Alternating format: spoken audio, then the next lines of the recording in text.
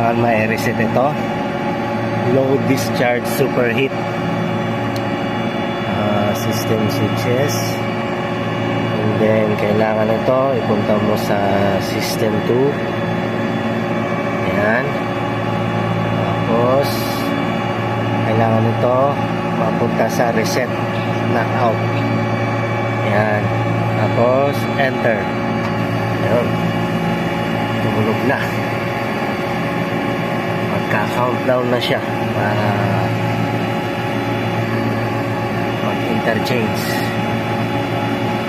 Kasi may fault ang system 1, system 2 lang ang gumagana. Ayun, compressor running, system number 2.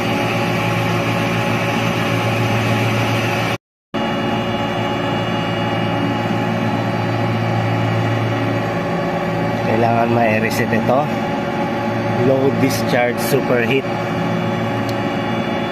system switches, and then kailangan ito ipunta mo sa system 2. Ayan.